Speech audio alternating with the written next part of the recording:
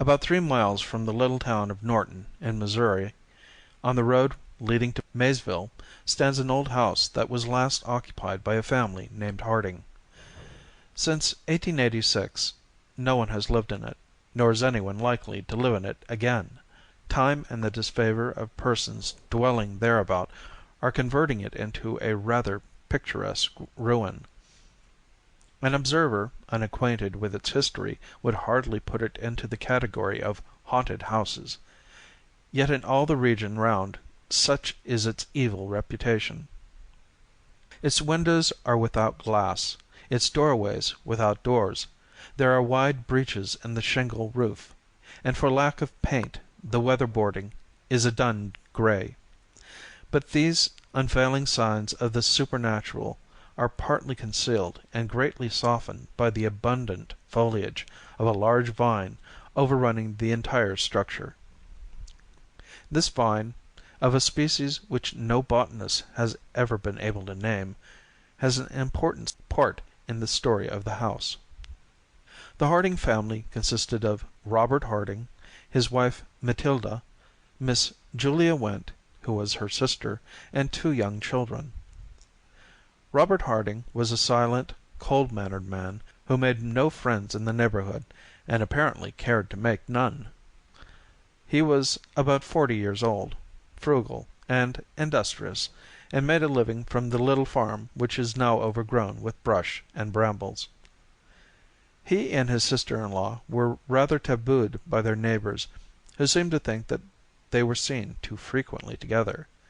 Not entirely their fault, for at these times they evidently did not challenge observation. The moral code of rural Missouri is stern and exacting. Mrs. Harding was a gentle, sad-eyed woman, lacking a left foot.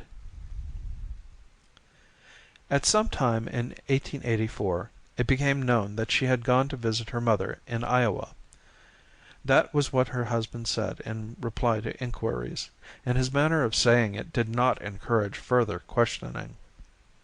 She never came back, and 2 years later, without selling his farm or anything that was his, or appointing an agent to look after his interests, or removing his household goods, Harding, with the rest of the family, left the country. Nobody knew whither he went. Nobody at that time cared.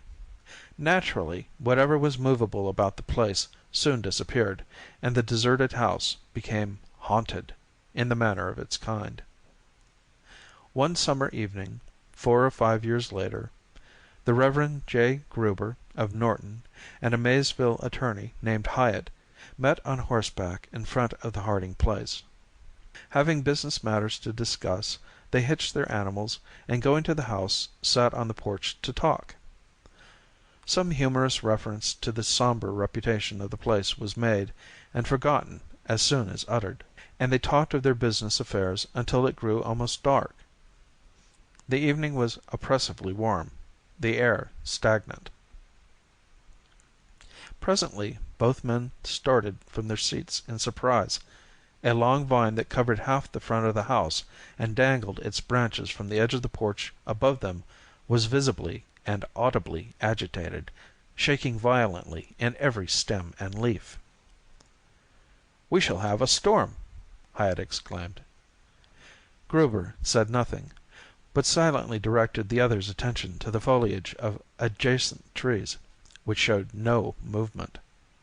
Even the delicate tips of the boughs, silhouetted against the clear sky, were motionless. They hastily passed down the steps to what had been a lawn and looked upward at the vine, whose entire length was now visible. It continued in violent agitation, yet they could discern no disturbing cause. "Let us leave," said the minister. And leave they did.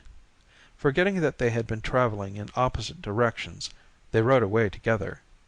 They went to Norton, where they related their strange experience to several discreet friends. The next evening, at about the same hour, accompanied by 2 others whose names are not recalled, they were again on the porch of the Harding house, and again the mysterious phenomenon occurred. The vine was violently agitated while under the closest scrutiny from root to tip, nor did their combined strength applied to the trunk serve to still it. After an hour's observation they retreated, no less wise, it is thought, than when they had come. No great time was required for these singular facts to rouse the curiosity of the entire neighborhood. By day and by night crowds of persons assembled at the Harding house, seeking a sign. It does not appear that any found it, yet so credible were the witnesses mentioned that none doubted the reality of the "manifestations" to which they testified. By either a happy inspiration or some destructive design, it was one day proposed (nobody appeared to know from whom the suggestion came) to dig up the vine, and after a good deal of debate this was done. Nothing was found but the root, yet nothing could have been more strange. For 5 or 6 feet from the trunk, which had at the surface of the ground a diameter of several inches, it ran downward, single and straight, into a loose, friable earth. Then it divided and subdivided into rootlets, fibers, and filaments most curiously interwoven. When carefully freed from soil they showed a singular formation. In their ramifications and doublings back upon themselves they made a compact network, having in size and shape an amazing resemblance to the human figure. Head, trunk, and limbs were there, even the fingers and toes were distinctly defined, and many professed to see in the distribution and arrangement of the fibers in the globular mass representing the head a grotesque suggestion of a face. The figure was horizontal. The smaller roots had begun to unite at the breast.